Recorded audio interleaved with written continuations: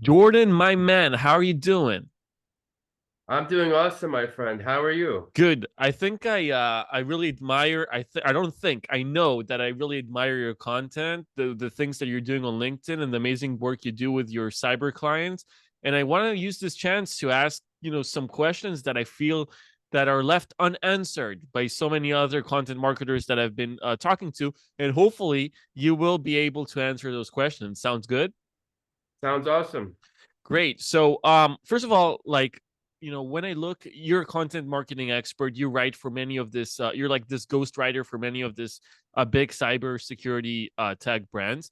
And as I look at this, the cybersecurity space is getting more and more competitive, meaning there's more and more content, and there's more and more budgets for content, and it feels um, like kind of like younger startups, cyber startups who are trying to get into this space. They have how are they going to be able to compete with all those startups that those big heavyweight cyber startups who are investing so much in content marketing? Well, the first thing, and I can speak in the cybersecurity content term, is one thing I hate is buzzwords. Mm-hmm. And you can find this across so many different blogs, content in the cybersecurity space. I'm sure a lot of your viewers will understand whenever they read a sentence that starts off with anything navigating the dynamic, evolving threat landscape, navigating the emerging landscape, anything with navigating landscape should be stopped. I mean, aside for sounding like it's ChatGPT, you're not navigating anything here, and it just sounds bland. I mean, it doesn't tell you anything, and you only have about a second or so to capture the reader's, attention with the hook. And the best way to do that is by telling a joke or by starting off with a very strong data point. So let's Mm. start with the basics of content, and then we talk about content foundation. So the building blocks of content foundation, regardless of cybersecurity, healthcare, any industry, is SEO. And it's interesting because I find it sort of like a hard sell for me. I don't personally do SEO, but I know amazingly talented people who do that. And I always try to help others and to pitch their services. But I find it always to be a hard sell for some reason when I'm speaking content. But SEO and content are really best friends. And a good reason, one of the good reasons to invest in SEO is that SEO leads have a 14.5% close rate. So Mm. that's something you may want to take into consideration. And about I think 27% of all the clicks are going to the first one that they see on the search. And the So only high, way to so get so there, high ranking is important. So yeah, this is okay. So when I talk to like CMOs and when I talk to like VP marketing executives, etc., yeah, they basically tell me, listen, Omri, like SEO, we know that SEO is like a long-term game and is a yeah, it's a very important long-term game. But look at this, like our industry is super competitive right now. We need every single money budget we have in marketing that we've been able to squeeze out of the CFO. We need to invest it in like basically PPC in order to get those yep. those leads. And then I tell them, okay, but like the leads that you're getting from PPC, if you're not doing SEO, if you're not kind of like working on the demand side, they're not gonna be like SQLs. They're gonna be like very MQLs. And if you're in a competitive industry, it's even the likelihood of those leads being not in buying mode, or at least not in buying mode for you because you have other competitors, are Mhm. larger. So like it's the chicken and the egg, right, Jordan? It's like the Yeah. chicken and the egg. How do you, like, when you talk to people, to like in-house marketers, how do you, like you said, it's a hard sell, but like what do you specifically tell them? Like what do you how do you specifically convince them to put efforts and budget into that? You want to get 500, 700% organic traffic free? Invest in SEO. I mean, Love that. yeah, and that's just the basic, right? That's just to start with. We're not talking about the leads, or we're not talking about ranking on the first page. And by the way, and speaking of content and ranking on the first page, even if you do rank on the first page and your content looks like every other piece of content, which is cloned, copy pasted out there, well, even if people are going there, you're not going to stand out. You're not really going to be convincing. So in other words, your brand is just going to get lost in the shuffle unless you start to do other things like changing the titles or you know, I'll give your audience a very, very good hack I actually wrote about a while ago. It's a little Reddit hack. By the way, Reddit and LinkedIn are two of the places in cybersecurity where your audience is 100% hanging out.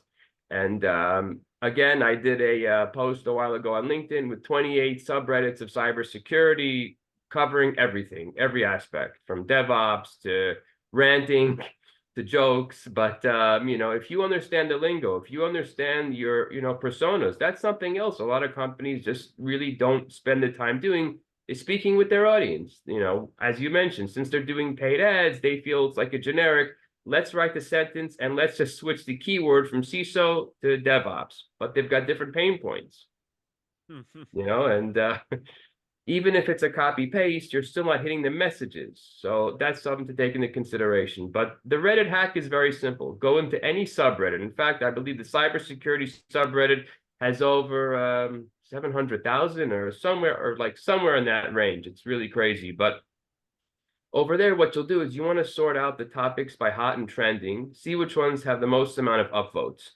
All those titles make for excellent blog posts. Take one of them, expand on them, use your words, use your insights, use your data, and mention your product without mentioning your product, right? Because you're really hitting the pain points and you're further, you know, carrying on a discussion. And that's what it's about. It's about telling the stories. It's about having discussions. And Reddit is a perfect place for that. And by the way, once you've done your blog, you can take that same title on Reddit, flip it back onto LinkedIn, and you've got yourself a ton of posts. You want to use ChatGPT and be even cooler? There you go. You can flip that same post into a bunch of polls, into different formats of posts. You could break them into carousels. You could do images. You could do infographics. Really, the sky is the limit. And again, you'll be standing out against the other giants because you're doing things differently. Very simple. I love that. I also love the idea. I'm a big fan of like taking one piece of content and kind of turning it into like this waterfall of different types of content material and then kind of distributing them across different platforms. I think like media amplification and distribution is definitely my favorite part of marketing right now. And you mentioned ChatGPT, so you know, I look at ChatGPT and I look at a lot, like when I look on LinkedIn or when I read blog posts, I can immediately tell when something has been written by AI. But I know for a fact that in like 6 months, I will not be able to tell, right? Because the AI is going to get like increasingly better. Yeah. And also people are going to learn how to use the prompts better. So like this thing with prompts, I find it super interesting. Like I find the prompts when I work with ChatGPT, I feel like a DJ, right? Like a musician, right? Because I use this prompts and they help me like generate this type of content. And like I test out which prompts, how I can basically manufacture better prompts inputs to get better outputs. How do you think like this ChatGPT wave is gonna go for content writers? Do you think they're completely going to it's basically going to be a game of like who is the better prompter, right? Who's like the better DJ and like understanding how to mix this content up with AI? Or do you think like people are going to go to this route of basically just not using content writers or not using this mixers and basically like starting like a VP marketing would start, you know, his month with basically giving a whole like 600 or 600,000 word prompt to ChatGPT, like this is the content I want for this month, you create it, give it to me, you review it by yourself, etc. Where do you think it's going to go? At the end of the day, it's you. It's your tone, it's your voice, it's your style. That's what really defines a content marketer. I mean, and we're all of us unique. It doesn't matter if you're in cybersecurity, it doesn't matter any industry you're in. It's everyone has their own unique style and tone of writing. Now, what actually amplifies your tone, even if you're using, by the way, ChatGPT is an extremely valuable tool. And I'd be lying to tell you if I didn't use it, if most of the writers didn't use it, and if you're not using it, and more importantly, if you're not using it correctly, I feel it's a complete waste of your time and resources because it's there really to help you. It's not there to do the work for you, but it's there to give you ideas. It's there to basically break down posts, or if you're writing a very, very long, you know, white paper, it can help structure it correctly. It can help really save you a lot of unneeded time doing all of the smaller things. But the bigger things for you would be doing the research, right? I mean, as a content writer, it's up to you to find the strong data points.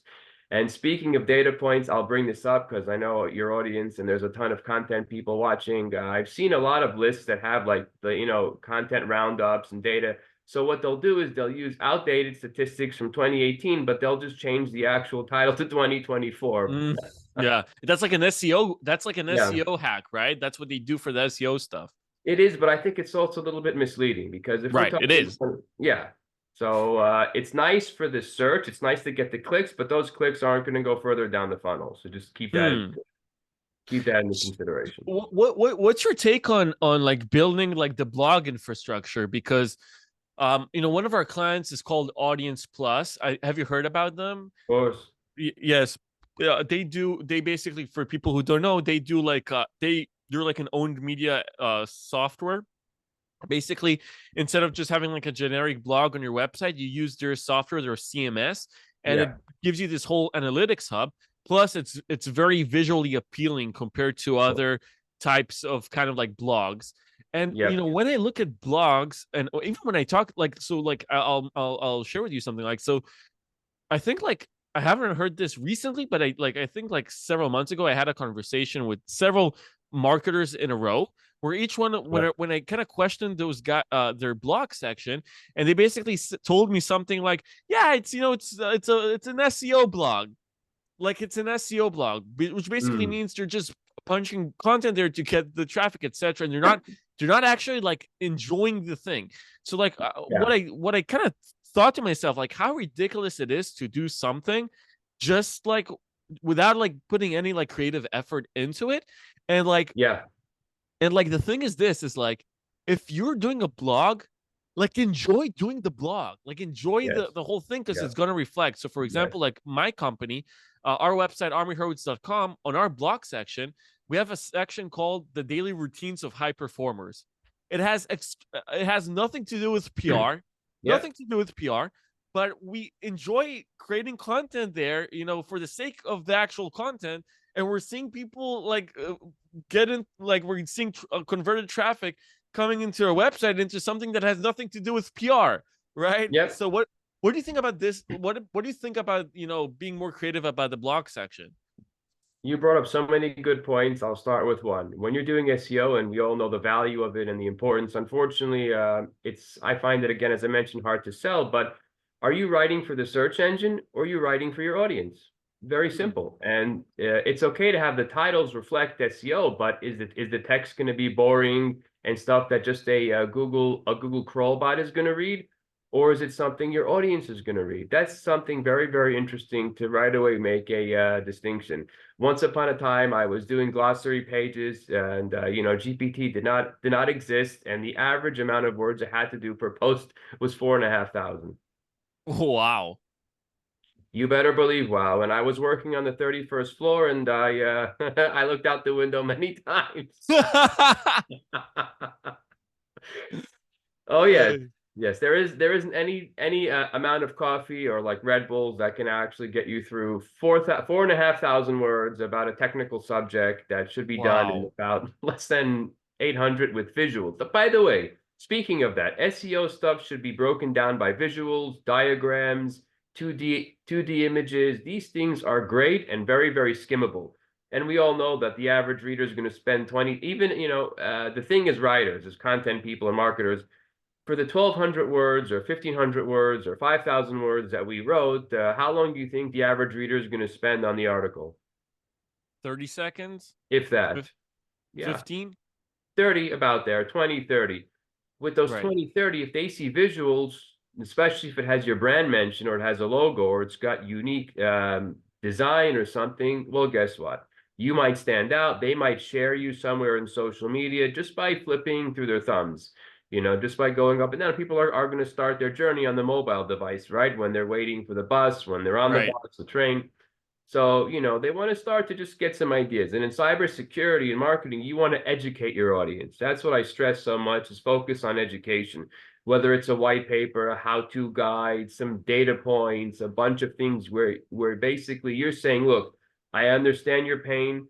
I know how to help you with it, and here's all the proof. And I have nice visual diagrams that are easily digestible, that you don't have to look through 4,500 words and just have a laugh, basically. So, okay, I think we touched on so many great values on the content side, but I Yeah, want to take this conversation to the other side, which is the client side. So yeah, you work you basically work with multiple companies. So you have to deal with different personalities, you have to yes, deal with different um philosophies hmm, of marketing philosophies, etc. yeah, And content is so subjective because, for example, the content that I would like to consume might be completely different from the content that you like to consume. yeah, I'll give you an example. So like a lot of people, like when they watch YouTube, they like to watch this like very, very heavily edited videos, right, where like things are popping, etc., etc. I don't like this type of content. I rather have someone who does a screen share, simple screen share, and just yeah, shows me the thing. And basically, that's my type. But it doesn't mean that other people kind of enjoy this type of content. When you deal with clients and you show them your work, and they're like, "Hey, you guys agree on, let's say, a content map, etc."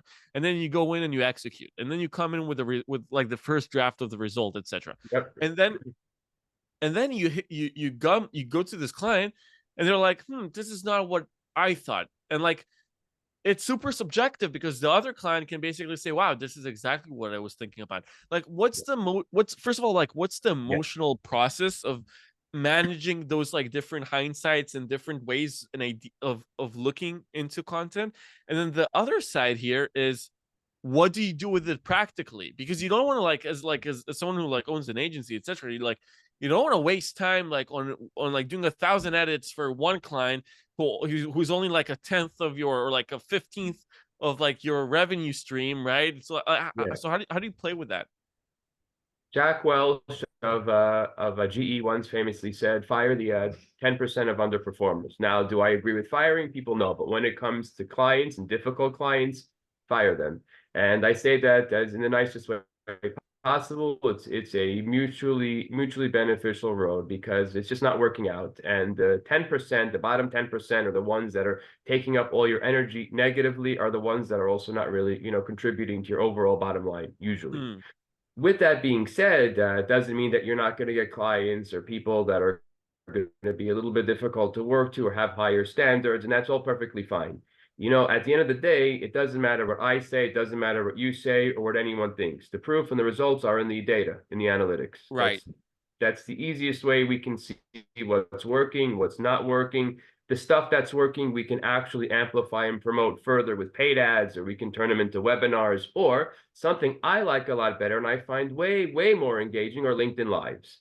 Mm. And then a LinkedIn Live is awesome because it's basically you can set it up on the spot. Your audience is already there. They don't have to sign up for anything. They don't have to go through a landing page, which they might feel sometimes a bit intrusive or spammy, or they know they're going to be immediately pitched, right? I mean, that's just how it is. With a LinkedIn Live, it's like you and I are having a nice, conversation. I'm talking, and like a webinar to me feels robotic. But again, that's just me, like it's 50 minutes where mostly it's just about like a self promo, right? You're talking about the Right. product, and that's how it feels. In a LinkedIn Live, it's like we're having a conversation and people are chatting in the actual chat live, which means you can reach them directly. And look, you're just building relationships, right? Don't sell them anything. You're not there to sell. You're there just to start building those relationships. And I can tell you that in cybersecurity, to an audience of CISOs or to heads of DevOps and AppSec professionals, you want to start by building, relationships. You're not going to go there pushing your product down their throat because they're not going to want it and they're going to feel like you're being intrusive. So LinkedIn Lives gives you really that type of flexibility, I would say. Very Love it. cool. Love Yeah. it. Okay, so I have several last questions for you. Yeah. One of them, what do you think is a common like misconception about cybersecurity marketing that you feel that people might think about it, about cybersecurity in a way? But so let me kind of like answer this question a bit, and then I'll Yeah. ask you the further part of this. So, um, like I think everything kind of shifted with like Wiz. because Wiz came in and they're like, or like Wiz or Vendict, because like Wiz came in and they're like, hey, like fuck this like old school like cybersecurity whatever, and let's Yeah, just kind of like, you know, let's just play our own game and be super viral, etc., and let's do like this PR hacks, and let's leak things to the press, and you know yeah, all those like crazy things that they've been doing. But yeah, then like when you, and then like other cybersecurity marketing cybersecurity, sorry, company startups, they're like, let's replicate this playbook, etc. But then like when they look in-house at their staff, they're the guys who like their CMOs, their VP marketing guys, they have they're not this type of people. They're not this like crazy creative yes, artists yes, who happen to be in tech, right? They yeah, are very, you know, structured kind of like, you know, yeah, marketing folks. So like what's your take on that? yeah. Like how can cybersecurity become great, like in terms of, and not Yeah. boring? Yeah. Well, first of all, Wiz is doing a phenomenal job, and a shout out to them and their team. They're really, really incredible at the marketing side, and especially if you go to any type of a large cybersecurity event, you know that you can find Wiz's booth right away because they always stand out, and their team are very, very talented people. So let's start there. I'll ask you another question. You said about speaking to like different people, right? Like to a CMO or to like, let's say, a product person. Do you ever like when you're having a conversation with someone, do you ever use words like robust, groundbreaking, cutting edge, next gen? Do any of these words sound nice to you? No. How do you think they sound when you use them when you're doing paid ads and you're spending monthly budgets of over 750K or a million? Does that sound cool? No, it sounds lame. Very lame. And on top of that, people know it sounds phony and it doesn't really sound robust. I mean, this is not how we speak. So Right. you need to speak to your audience on a personal level. You need to understand, and that's really what Wiz does. That's what a lot of the top ones, especially in cybersecurity, there's a limit to how many times you can use the words like groundbreaking, cutting edge, state of the art. I mean, seriously, it's just it's not even old school. It doesn't work. It doesn't work because it just doesn't sound right. It doesn't sound like part of your, vocabulary. Right. So I think you need to start and focus on pain points. And a lot of these brands and companies that are just making it more social and making it more engaging are attracting the right buyers. We'll start there. And then LinkedIn obviously is a very, very expensive game if you're going to run paid ads. Why go that route if you're a startup? I'd rather focus. And I think that the shift is so just to answer a question here is that when you have cybersecurity marketing startups, and that's one of the reasons I love the cyber industry is because it seems like every day there's 10 more startups coming out of stealth.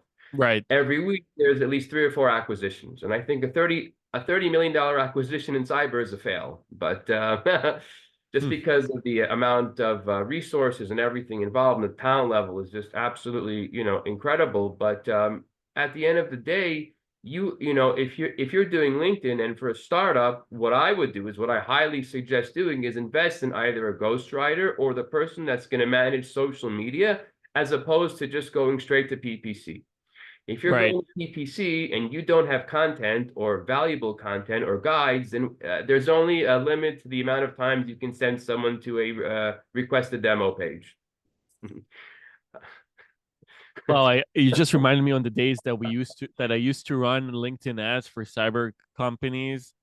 Like that was probably like 5 years ago or Yeah. something. And holy shit, that Yeah. was that was, I'm so glad. I'm so Yeah. glad I left and went to the PR. I mean, I don't blame you. There's just, and they're throwing them to landing pages, and we're It's not all the talking. same. It's Yeah, all the same. it To is. this landing page, request a demo, and the cost per lead starts at like $500 on LinkedIn, Yeah, and then you work your way from $500 to $200, and yeah, then after 3 months, the CMO comes in and they're like, oh, but the CEO is reducing budgets because those $200 leads are not converting and they're not turning into SQLs, and then the company yeah. kind of like goes out of, it's like it was the same, dude, it was the same Yeah, routine. It was unbelievably stupid to run, like yeah. unbelievably No, stupid to run. I get it. And sometimes, I always like to use the analogy that marketers, especially us, I like to say that we're like, car mechanics, right? We can give you advice and we can give you suggestions. You can change the oil today. You can do monthly, regular regular maintenance and your vehicle should run perfect. If you don't change the oil, you don't change the filter, you don't check the brakes, okay, will the car go tomorrow? Yeah, most likely. Will it go 3 months? I'm sure. Will it go 7 months? Maybe, maybe not. Eventually, at some point, you're going to get engine problems. And when you get engine problems, adios. Then you have to Right. basically, you know, say goodbye. And I something else, sorry, Omri, No, go ahead, something of very course. quickly is I feel with LinkedIn and with paid ads and with content, not always, but a lot of the times, the CEOs have to step back and say, I get that you're in love with the product, but your audience needs to be educated and needs to be guided. They don't need to be taught that it's the best thing out there. They'll really decide that on their own. From you, they want to know that you're the right person. That, like, let's say once they purchase the product, will they have like a technical AE there for them to guide them if something happens, if they're having issues, technical problems, troubleshooting? That's very important. That to Hmm. me would be more valuable of a selling point than to say, yeah, we're a state-of-the-art, groundbreaking panel of a single pane of glass. In cyber, that's very common. But Hmm. okay, everyone does that, right? But you have to offer that extra step or that extra mile that says, yeah, I'm going to be there for you if something happens. We're there for you regardless. And a lot of companies do that right. Hmm. So like I'll just end this interview with something about writing in general. So you mentioned like Yeah. people who use like generic buzzwords and they're like people don't talk like this. So I am telling you this almost in effect, like as a fact. The Yeah. best content writers that I've seen, the best content marketers, the best CEOs who are actually content marketers, etc. Yeah. They are people who enjoy fiction, who enjoy literature, who enjoy Yeah. kind of like are creators, are coming from like a creative aspect, right? So like Yes. rather than being like people who only read like nonfiction and they're like very structured in the way of thinking, like someone who's going like super viral on LinkedIn is Luke Matthews. Do you know Luke Matthews? Very well. Yeah, so look, he's like, and when you like see his content, he sincerely doesn't give a fuck. Like he sincerely just writes like from like the heart and like from and Yep. he even uses AI. He uses a bunch of AI, Oh but yeah. even though he uses AI, which is like Yeah. his main thing, it still reflects like true authenticity. And I feel like if people want to like go into the space, they should really follow his content. And instead of following like more like generic content marketing, like Seth, what's his name, whatever, like generic marketing advice or marketing books, go read literature. Like go read like Hemingway, go read Yep. Fitzgerald, go read Yep. like those type of people have like Yep. much more to tell you about writing than like other people. So that's what I And I think. and I can tell you two other things I'll quickly add to that are people that are unbelievably talented content writers or people who have backgrounds in stand-up comedy. Like, Right. 100%. yep. The best. By the way, this is my thing. Like the best marketers Yep. are not necessarily have been trained as marketers. You know what I No. mean? It's Nope. like this. If you're trained as a marketer, by definition, you're studying things that other marketers have already done. To be Right. a great marketer, by definition, you have to do things that have not been done before. Right. Yes. So it's like yeah, like one of my favorite clients is Walnut, my favorite Yeah. companies that we've Yep. collaborated for years. And Yep. Yoav Vilner, he's an Yeah. artist. Yeah. He's not like it's not like your traditional CEO. He's a fucking artist, So like He's this is the very type of talented. people that I like, and Yep. yeah, And look at their campaign. We are prospects. I we're still remember it, prospects. right? And something else very different, something you mentioned about LinkedIn. You know the problem of all those content marketing people are? We only follow content marketers. Follow Right. I don't follow content marketers Neither except do one. I. Neither do I. I look out of my industry. You want to know some of the most talented, amazing people to follow? Go look at people that are selling real estate. Go look at Amazon resellers. Go look at people that speak about AI. These are the ones you need to follow because you can take so much of what they're saying, flip it into your language, translate it to your audience. Voila, you're standing out. You're not going to sound Love like like this. like everyone else. Like every single sentence sounds the same. I dare all of your readers to open up a few cybersecurity blogs. I'm not mentioning names. I'm not putting anyone on the spot. Tell me which of those sentences starts out strong, or like which of the blogs you'll say, "Whoa, they already got my attention." Why are so many content? It's not really the content marketer, but like coming from higher up, let your team Tell jokes, let them use their stories, let them do what they feel they need to do to convey the messages. Because if you're letting them feel natural and you're basically giving them the ball and telling them, I trust you, I know you'll know what to say as long as you cover ABC, guess what? You have yourself winning content. Love it. Jordan, thank you so Yeah. much, brother, for taking the time. Thanks, my You're man. awesome. People can go follow you on LinkedIn and They definitely can. And they can awesome. also, by the way, I'm happy. I also run a private WhatsApp group called the Content Corner. Really good. Yes, sir. I really appreciate that. Feel free to drop me a message. I'll be happy to add you. Omri, thank you so much for taking the time to interview me. It's been both a pleasure and an honor, and hopefully we'll get to catch up after the holidays. For sure, man. Thank you so much. Take care.